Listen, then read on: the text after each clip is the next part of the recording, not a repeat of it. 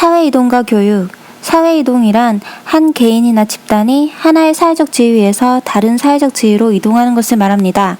사회이동의 유형은 이동 방향에 따라 수직적 이동과 수평적 이동이 있습니다.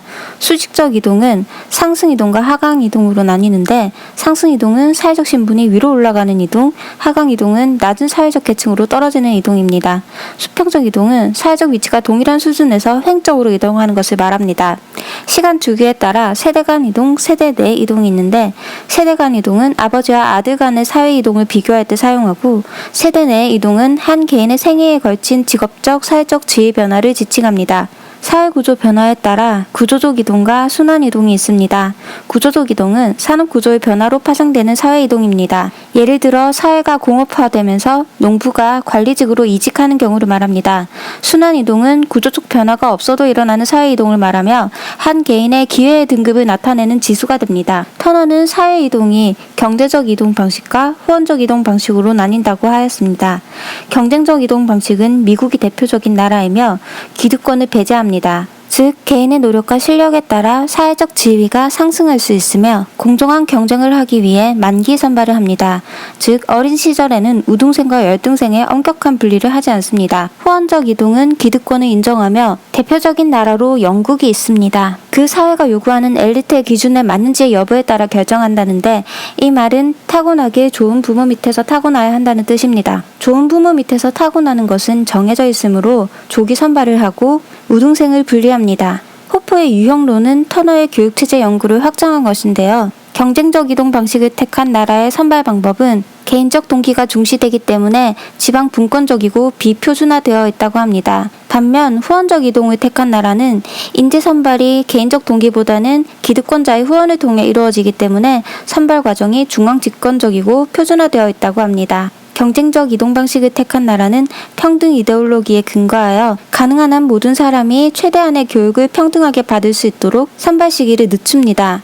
반면 후원 이동을 택한 나라는 엘리트 이데올로기에 근거하여 엘리트의 조기 선발에 역점을 두고 교육을 시킵니다. 경쟁적 이동 방식을 택한 나라의 선발 대상은 보편주의라고 하는데요. 개인의 노력과 야심에 의해 선발되는 것을 말합니다. 후원적 이동을 택한 나라의 선발 대상은 특수주의인데요. 특별히 정해진 사람만 선발되는 것을 의미합니다. 경쟁적 이동을 택한 국가의 선발 기준은 개인의 능력을 기준으로 선발되는 개인주의이며, 후원적 이동을 택한 국가의 선발 기준은 집단의 기준에 의하여 선발되는 전체주의입니다. 우리나라는 경쟁적 이동 방식을 택하였지만 선발 방법만 중앙 집권적으로 표준화되어 있습니다. 교육에 의해 사회 이동이 가능하다고 보는 기능론적 관점과 그렇지 못하다고 보는 갈등론적 관점에 대해 보겠습니다. 먼저 기능론적 관점의 연구에 대해서 보겠습니다. 블라우와 덩컨의 지위 획득 모형. 블라우와 덩컨은 아버지의 교육, 아버지의 직업, 본인의 교육, 본인의 초기 직업이 본인의 현대 직업에 영향을 미치는 정도를 연구했습니다. 연구 결과 가정 배경에 해당하는 아버지의 교육과 아버지의 직업이 본인의 교육에 미치는 영향은 플러스 1 정도의 상관이 있으며 본인의 사회적 지위에 영향을 미치는 정도는 없다고 나왔습니다. 그리고 본인의 교육이 현재 자신의 사회적 지위에 미치는 영향이 플러스 2 정도의 높은 상관으로 나왔습니다. 셀웰과 하우저는 블라우와 덩컨의 연구를 확장시켜 가정 환경과 교육, 초기 직업이라는 객관적인 변인에 더해 학업 성취, 중요한 타자의 영향, 직업 포부 등의 심리적인 변인을 추가하였습니다. 그 결과 블라우와 덩컨의 연구 결과와 일치하였습니다. 즉, 교육이 개인의 현재 직업에 가장 큰 영향을 미친다고 나왔습니다. 다음으로 갈등론적 관점의 사회이동 연구를 보겠습니다.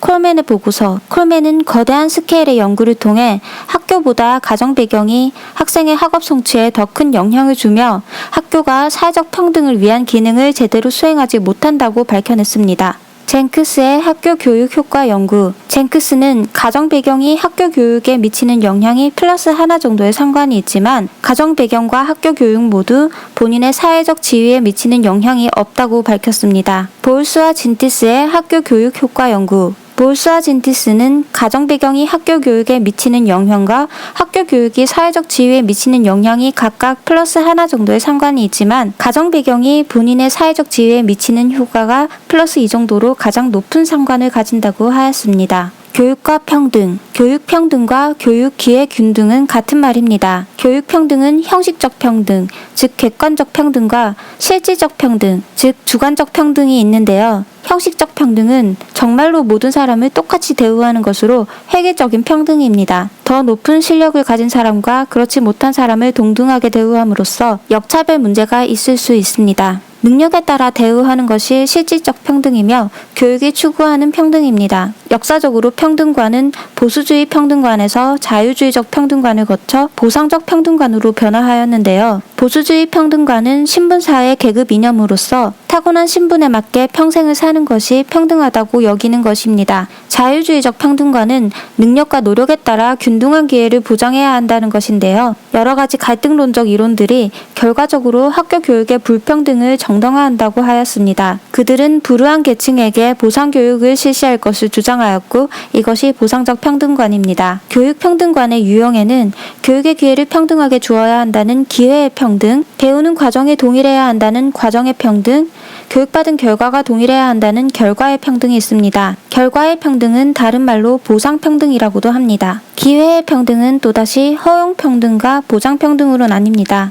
보상평등과 보장평등을 잘 구분하셔야 합니다. 책에 따라 허용, 보장, 과정, 보상으로 나누기도 하고 기회의 평등과 과정의 평등을 묶어 과정의 평등이라고도 하기 때문에 이러한 분류는 중요하지 않습니다. 이러한 교육평등관의 유형은 시대순으로 생각해도 좋습니다. 처음에는 신분, 성별, 인종에 따른 입학 제한을 철폐함으로써 교육의 기회를 허용하는 것만으로도 평등해질 것이라고 생각하였지만 교육을 허용하는 것만으로는 현실적인 문제 때문에 교육을 받을 수가 없고 그림의 떡에 불과했습니다. 따라서 국가 차원에서 교육의 기회를 보장해주는 보장평등이 등장했습니다. 대표적인 예로 무상 의무 교육을 실시하는 것입니다. 하지만 중상류층과 하류층이 배우는 지식의 차가 많이 나서 하류층은 교육을 받아도 그 메리트가 없었습니다. 따라서 국공립과 사립의 교육 수준차를 줄이는 과정의 평등이 등장했습니다. 우리나라에서는 고교 평준화제가 있는데요. 학생의 학교 선택권을 없애는 대신 학교 간 수준을 균일화할 필요가 있었습니다. 하지만 학교 교육이 본인의 직업에 미치는 영향이 없다는 콜맨 보고서에 의해 과정의 평등은 부정되었습니다. 따라서 교육받은 결과가 동일해야 진정한 평등이라는 결과의 평등이 등장했는데요. 여기서 말하는 교육의 결과는 최저 목표, 최저 수준을 의미합니다. 즉 교육을 받고 나면 그 모두가 최소한의 기준에 도달해야 하며 그렇지 못한 사람에게 보상교육이 필요하다는 것입니다. 오른쪽 그림에서 학생 ABC는 모두 기준을 통과하였습니다. 학생 AB처럼 기준을 훌쩍 넘은 것은 개인차 실력 차이지만 학생 C처럼 간신히 기준에 도달하는 경우도 있습니다. 학생 D는 기준에 도달하지 못했으므로 보상교육이 필요하고 이 때문에 결과의 평등은 보상평등이라고도 합니다. 결과의 평등, 즉 보상평등은 교육받은 결과가 동일해야 한다는 것보다 불우한 계층에 보상교육이 필요하다는 말로 정리해 두시기 바랍니다. 표에 정리된 4가지 교육평등관을 보겠습니다. 교육의 허용적 평등은 신분, 성별, 인종에 따른 입학 제한을 철폐하는 것이고 교육의 보장적 평등은 무상 의무 교육을 실시하는 것, 농어촌 지역에도 학교를 설립하여 그 지역의 학생들에게도 교육의 기회를 보장하는 것, 교육의 과정적 평등의 대표적인 예로 고교 평준화 제도가 있으며 학교별 시설 차이를 줄이기 위한 재정 지원이나 교육 내용의 지역 편중 해소도 모두 과정적 평등의 예입니다. 교육의 결과적 평등은 학습 부진화를 위한 보충 교육, 빈민층 자제에 대한 보상 교육을 실시하는 것, 불우한 계층에게 중학교 의무 교육을 우선 실시하는 것, 농어촌 학생의 대학 입학 특별 전형이 있습니다. 동일한 교육을 받는데도 교육 격차가 일어나는 이유에 대해서 연구하는 교육 격차의 인과론에는 지능 결핍론, 문화환경 결핍론, 교사의 기대 효과가 있습니다. 지능 결핍론은 지능에 따라 교육 격차가 일어난다는 이론으로서 교육학 입장에서는 의미가 없습니다. 문화환경 결핍론에는 문화실조론과 문화다원론이 있는데요. 문화실조론자들은 서구 산업사회의 백인 중산층 문화를 가장 이상적인 것으로 보고 이러한 문화를 배우지 못하면 학업 결손이 생긴다고 봅니다. 따라서 이들은 불우한 계층의 아동들에 대한 지원을 강조함으로써 교육의 결과적 평등을 이루고자 하였으나 지나치게 서구 백인 중심의 문화를 강조하였다는 점에서 비판을 받습니다. 문화다원론자들은 문화에 있어 우열은 존재하지 않으며 다만 다를 뿐이라고 주장합니다. 하지만 학교에서 강조하는 내용과 그들의 문화가 다르기 때문에 학업 성취가 낮게 나오는 것이므로 학교에서 교육 과정을 특정한 계층의 문화로 구성할 것이 아니라 여러 집단과 계층의 문화를 고루 다루어야 한다고 주장하였습니다. 콜맨의 사회적 자본과 학업 성취. 콜맨은 학생들의 학업 성적에 영향을 미치는 요인으로서 가족 배경을 경제적 자본, 인간 자본, 사회적 자본, 문화 자본으로 나누었습니다. 책에 따라서는 문화 자본은 빼고 세 가지로 나누기도 합니다. 경제적 자본은 가족의 부나 소득이며, 인간 자본은 부모의 교육 수준이고, 사회 자본은 또다시 가정 안과 밖으로 나뉘는데, 가정 안의 사회 자본은 가족 간에 얼마나 대화하는지, 얼마나 많은 시간을 같이 보내는지, 서로에게 얼마나 관심이 많은지에 관련된 것이고, 가정 밖 사회 자본은 우리 가족이 어떤 이웃과 교류하는지, 가족이 참여하는 모임이 어떤 것인지 등을 말합니다. 문화 자본은 가족의 문화적 취향을 말하는데요. 부르디유가 말하는 그 문화 자본이 맞습니다. 학자마다 더 중요하게 생각하는 것이 다를 뿐 개념은 같습니다. 즉 콜맨은 사회 자본이 더 중요하다고 생각했고 부르디유는 문화 자본이 더 중요하다고 생각하였습니다. 교육 격차가 일어나는 그 세 번째 이유로 교사의 기대 효과가 있습니다. 이는 머튼의 자기 충족 예언에 영향을 받았습니다. 자기 충족 예언이란 한 예언이 형성되면 그 예언이 인간 행동에 구속력을 가하여 예언 실현을 위한 강력한 수단이 된다는 것입니다. 이를 의학적으로 증명한 것이 플라시보 효과이며 교육학적으로 증명한 것이 피그말리온 효과, 즉 교사의 기대 효과입니다. 로젠탈과 제이콥슨의 피그말리온 현상 연구를 요약하면 학생의 학업 성취에 향상을 보이리라는 교사의 기대가 실제로 향상을 가져오는데 이 기대 효과는 저학년과 하류계층 학생, 성적이 중간일수록 더 뚜렷하게 나타난다고 합니다. 저학년이 사회적 환경에 더 영향을 많이 받고 하류계층 학생들은 상류계층 학생들에 비해 부모로부터 기대를 덜 받기 때문이며 너무 높은 성적이나 낮은 성적의 학생들은 효과가 없다고 합니다. 브로피아 굿은 교사들의 편견의 원천이라고 규정된 것을 다음과 같이 제시하였습니다. 성별, 초등학교 소년과 나이든 소녀들에 대한 낮은 기대. 여학생은 나이가 들수록 사회적 역할에 매몰될 것이라 생각하여 기대가 낮아진다고 합니다. 경제적 배경, 하류계층에 대한 낮은 기대. 인종, 소수민족이나 유색인종에 대한 낮은 기대. IQ 등의 검사 점수 결과. 학생에 대한 부정적 언질. 다른 교사나 교장의 질책은 낮은 기대를 초래한다고 합니다. 학교 형태, 시골에 있는 학교 학생들에게는 낮은 기대를 한다고 합니다. 외모, 유행에 뒤떨어지고 값싼 재료로 된 옷이나 몸차림은 낮은 기대에 연루된다고 합니다. 말투, 표준말을 쓰지 않음으로써 그것이 부정적 단서가 되어 낮은 기대를 유발시킨다고 합니다.